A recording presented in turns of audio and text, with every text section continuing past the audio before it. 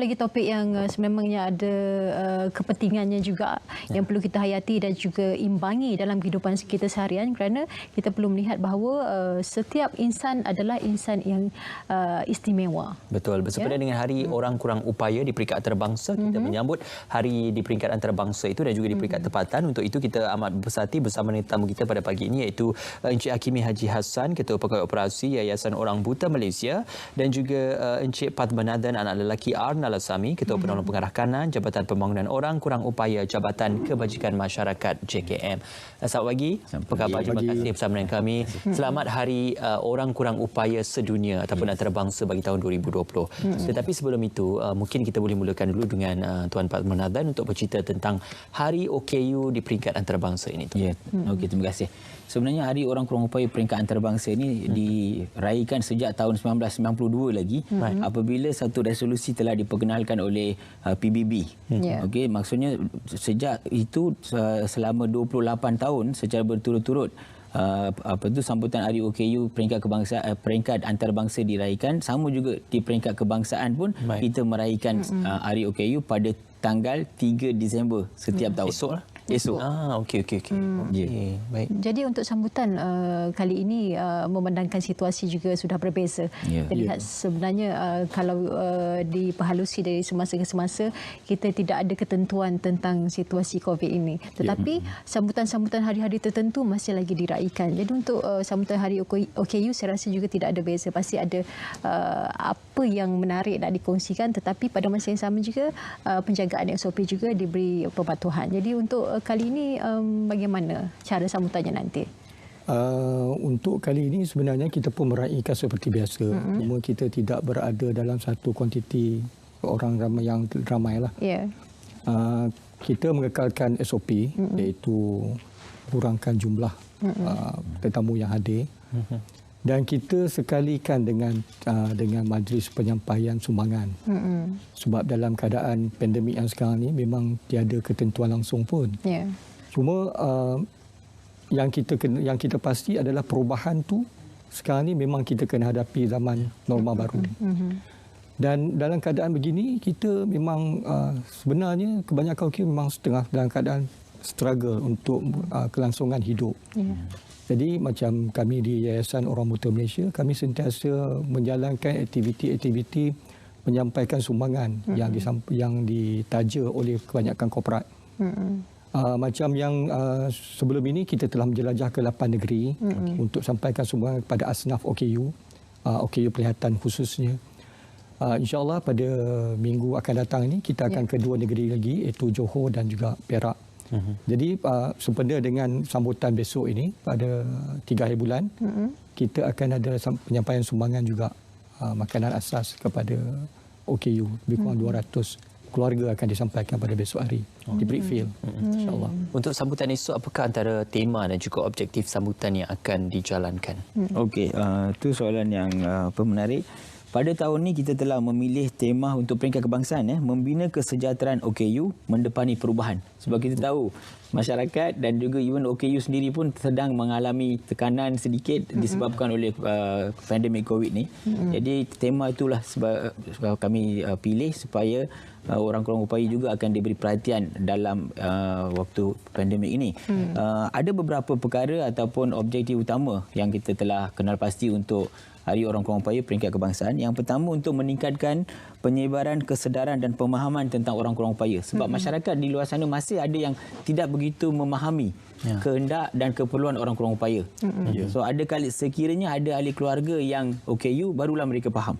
Kalau tidak, jarang mereka mengambil peduli tentang keperluan dan kehendak orang kurang upaya. Jadi ini adalah satu pendekatan supaya masyarakat lebih memahami tentang keperluan dan kehendak orang kurang upaya. Itu yang pertama.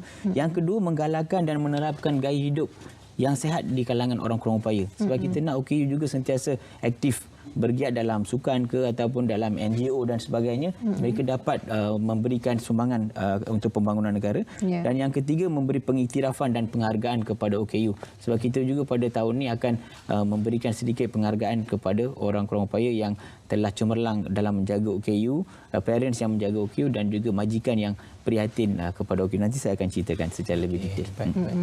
Kalau pada situasi semasa ketika ini, cabarannya bukan pada masyarakat yang sempurna sifat saja, tetapi golongan OKU juga terjejas, malah mereka mungkin lebih lagi. Kerana kalau kita nak melihat bagaimana mereka ingin bangkit ataupun ingin memastikan supaya keseimbangan hidup mereka dapat dilaksanakan dengan baik, sukar kerana situasi semasa dan juga ekonomi yang tidak menentu. Jadi bagaimana bagi OKU penglihatan, bagaimana mereka dibantu dalam situasi sekarang, sementara kita pun bercerita tentang sambutan OKU ini untuk memastikan supaya mereka dapat terus diupayakan.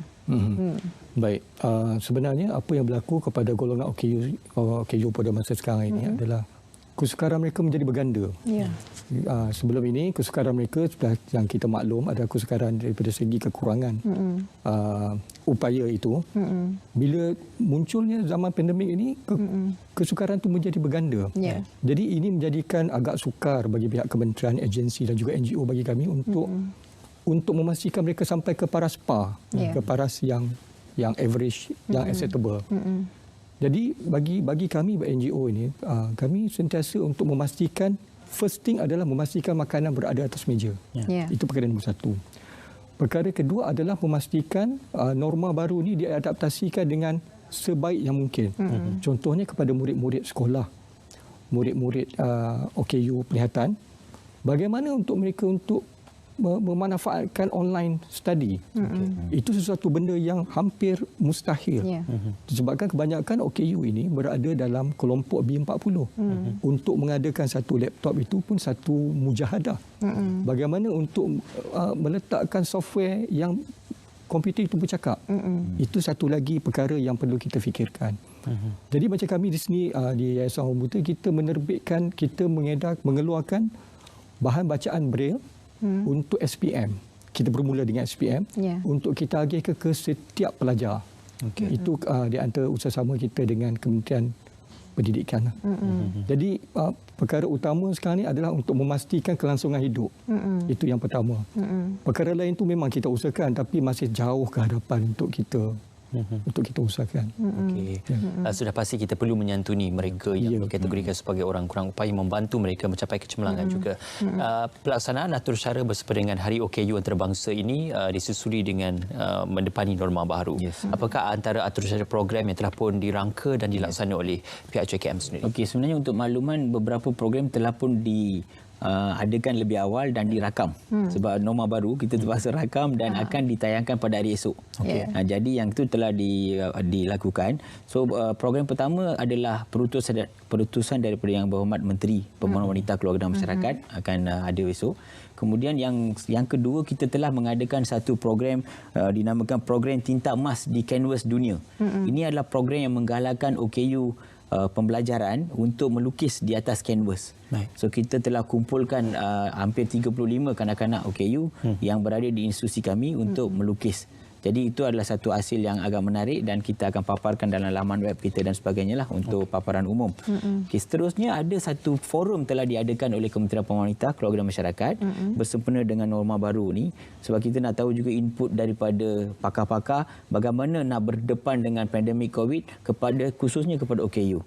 Jadi forum norma baru OKU dengan tajuk Mendepani COVID-19 dan Kebiasaan Baru ni telah diadakan pada 10 hari bulan November dan rakamannya telah dilakukan dan esok akan dipaparkan untuk umum dalam laman sosial kita lah.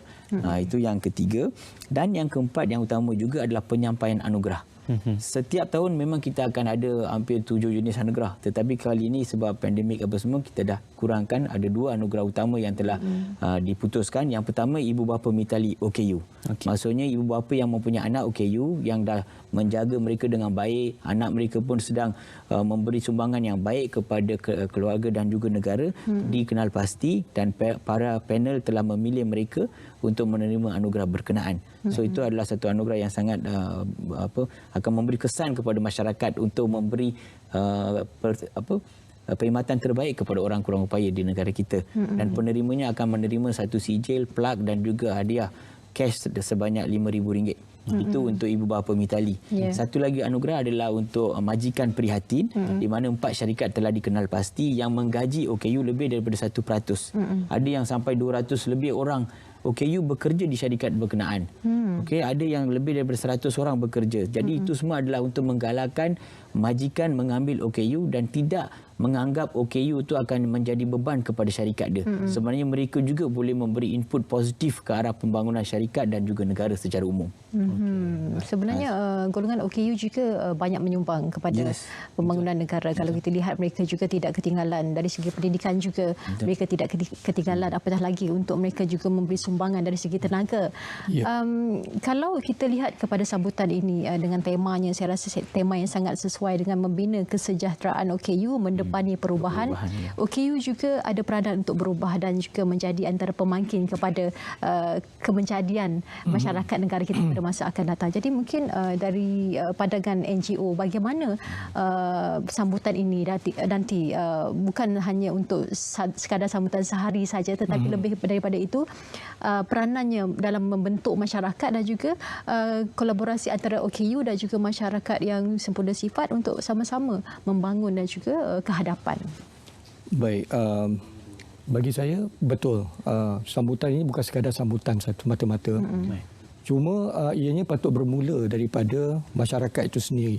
Bila kita bincangkan sektor pekerjaan, bermaksud daripada peringkat majikan sendiri, mesti ada satu perubahan minda daripada menganggap mereka ni sebagai satu objek beban. Sebenarnya mereka ini adalah aset jika kita manfaatkan mereka.